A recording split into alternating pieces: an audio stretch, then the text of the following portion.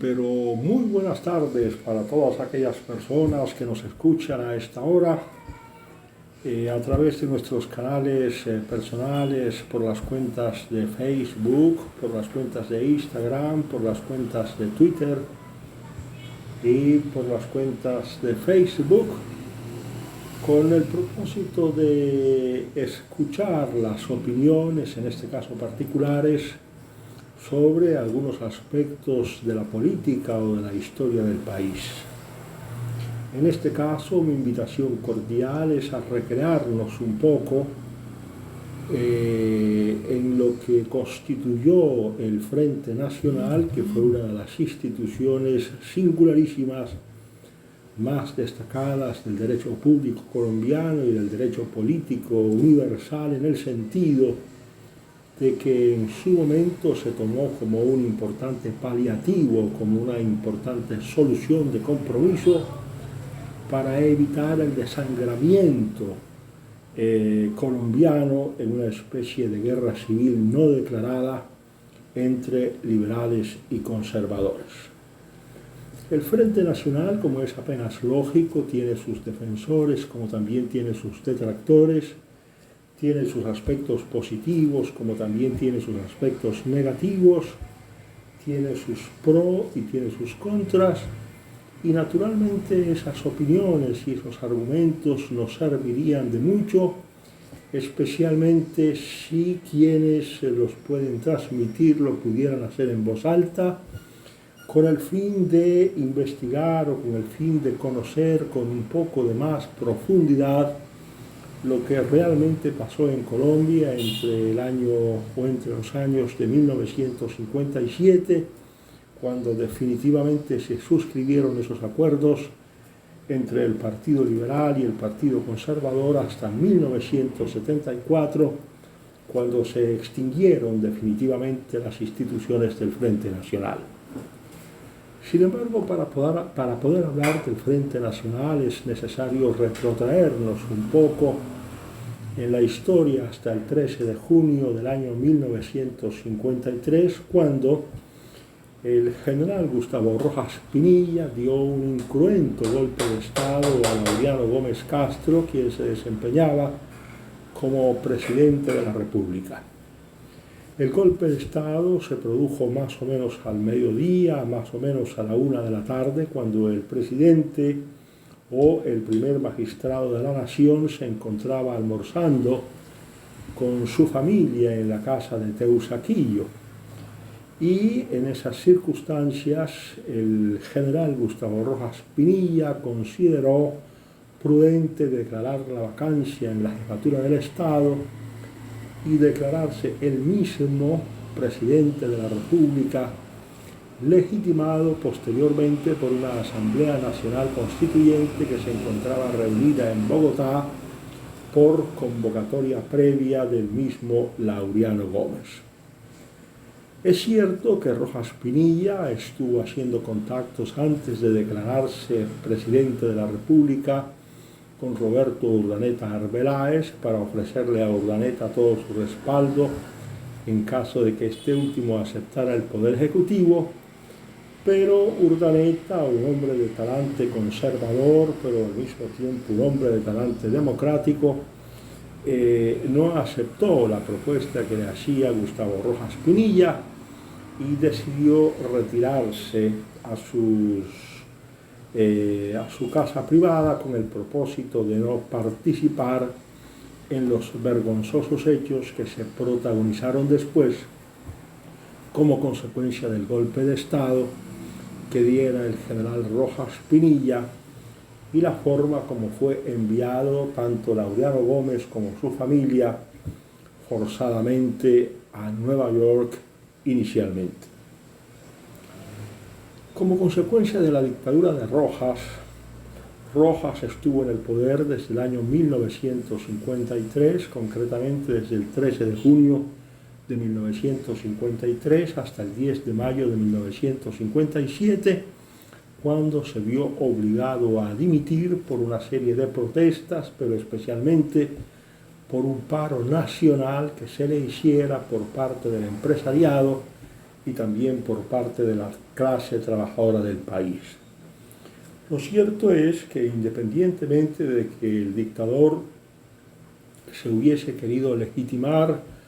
a través de la Asamblea Nacional Constituyente para el segundo de los periodos, es decir, desde 1954 hasta 1958, fue a partir de 1956 cuando la dictadura mostró su peor rostro en materia de despotismo, en materia de arbitrariedades y en materia de desconocimiento pleno de los derechos humanos tal como entonces se conocían. Por esas circunstancias se creó un descontento a nivel nacional, tanto en el Partido Conservador como en el Partido Liberal. Y tan grande fue el descontento que inclusive el sector que dirigía Mariano Ospina Pérez, que había estado prácticamente desde 1953 hasta 1956 al lado del presidente Ospina, siendo partícipe en el gobierno de la dictadura,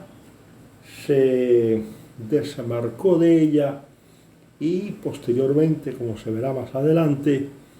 adhirió a los acuerdos de Sitges y Benidorm, que son fundamentalmente los pactos las alianzas que hicieron tanto el Partido Conservador con quien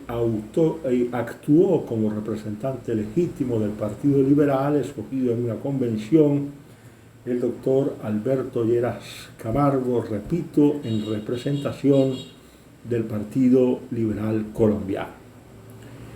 Alberto Lleras Camargo viajó a España, concretamente a Sitges, donde se encontraba exiliado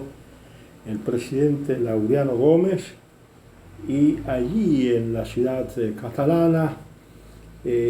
discutieron y llegaron a unos acuerdos importantes de donde surgió la idea de hacer una alianza entre el Partido Liberal y el Partido Conservador, los dos grandes partidos históricos de Colombia, que en ese momento eran los dueños de las mayorías. Tanto es así que los acuerdos logrados entre Laureano Gómez y Alberto Lleras Camargo fueron elevados a canon constitucional en virtud de una decisión de carácter refrendatario o plebiscitario, como se dijo entonces, que se llevó a cabo el 1 de diciembre de 1957 y en donde más del 95% de los votos válidamente emitidos aprobaron las reformas constitucionales que incluían el retorno de la vigencia de la Constitución de 1886 con las reformas introducidas tanto en 1910 como en 1936 y 1945. Aprobado el Frente Nacional por parte de una mayoría abrumadora de los colombianos, se inició el primer periodo presidencial dirigido por el expresidente, que ya entonces tenía el título de expresidente, Alberto Lleras Camargo, siendo a él a quien le correspondió el primer turno, a pesar de que en España se había pactado que el primer turno le correspondería a un conservador y que el Frente Nacional solamente se prolongaría por espacio de 2 años. La realidad fue que el primer turno correspondió al Partido Liberal en cabeza de Alberto Lleras Camargo y el Frente Nacional se prolongó por 16 años. La segunda presidencia correspondió a Guillermo León Valencia desde 1962 hasta 1966. La tercera presidencia de manera alternante le correspondió a Carlos Lleras Restrepo, quien presidió el gobierno desde 1966 hasta 1970, y finalmente el último turno del Frente Nacional le correspondió a Misael Pastrana Borrero, quien ocupó el cargo de primer magistrado de la Nación desde 1970 hasta 1974. Como quiera que el tiempo nos agobia, no nos será posible hablar acerca del contenido que se introdujo posteriormente en el parágrafo del artículo 120 de la Constitución, para mantener vivo el espíritu del Frente Nacional aún después de 1974, como tampoco nos será posible hablar acerca de las importantes conquistas que se lograron a través del acto legislativo número 1 de 1968, promovido por el gobierno de Carlos Lleras Restrepo y que terminó lógicamente convertido en la reforma constitucional de 1968, una de las más importantes en la historia política del país, que le dio mucha más fortaleza, mucha más fuerza al Poder Ejecutivo y que dio, por así decirlo, el primer gran paso en ese proceso que luego conoceríamos con el nombre de descentralización administrativa, tanto en materia de competencias como en materia de transferencias de recursos nacionales para los departamentos y para los municipios. Ese es otro capítulo, esa es otra historia que también tiene sus pros y sus contras, pero ya no nos cabe otra oportunidad que hablar de ella en una próxima entrega que hagamos en los próximos días. Por último, es importante que nosotros nos podamos despedir. Es importante que nosotros nos podamos despedir de ustedes con toda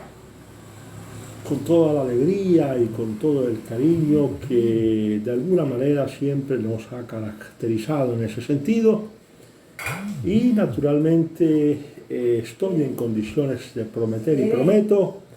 que para una próxima periodo podremos intentar hablar acerca del tema de la descentralización administrativa y el fortalecimiento del Poder Ejecutivo. Por el momento, mi saludo muy especial, les deseo una feliz tarde y hasta pronto para todos ustedes.